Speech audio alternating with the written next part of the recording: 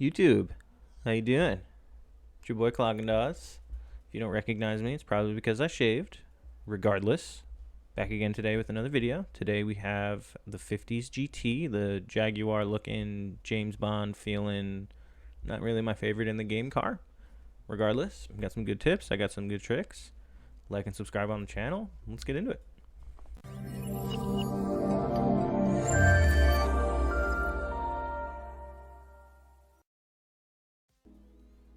Alright, the GT, the 50s GT.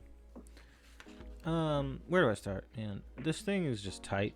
It's just flat out. It's just like not fun to corner with.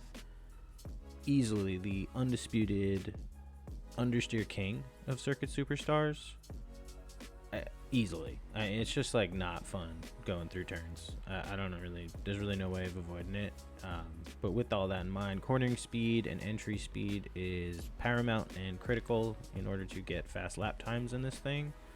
And if you've watched my other videos, you probably already know that the big brain would tell you don't use the brake as much.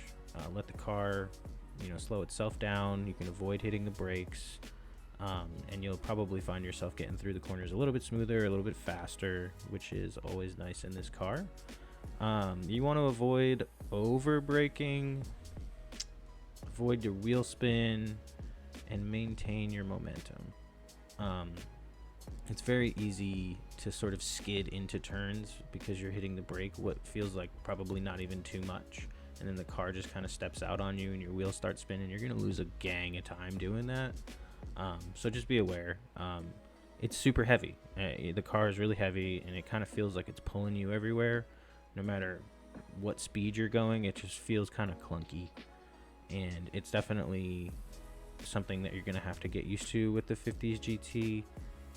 It takes a little extra time to slow it down, and really there's no other saving grace on this thing. Like, everything else is pretty average. It's pretty meh. Like, the top end is meh, the acceleration is okay. In the online races, the tire wear is like sort of in the middle. It's not like extreme, but it's just not, there's nothing really about it that like stands out other than the poor cornering that you really have to get used to.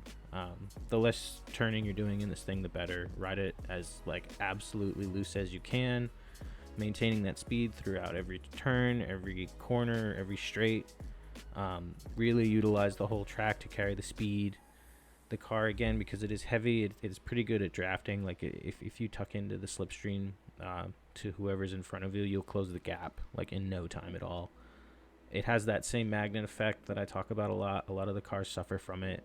So if you like send it into somebody trying to make like a late braking move, just be careful because you're going to get locked in with them. And the takeaways from this thing, man, is just really work on the cornering. It takes time to get used to it. It's definitely sort of what makes the 50s GT the 50s GT. And like all the other cars, you just got to drive it as smooth as humanly possible. Less is more. It's the sort of the same old story. But yeah, those are my takeaways from it. Those are my tips and tricks. Like and subscribe on the channel. We've got a couple more cars to go, and I'll see you all in the next one.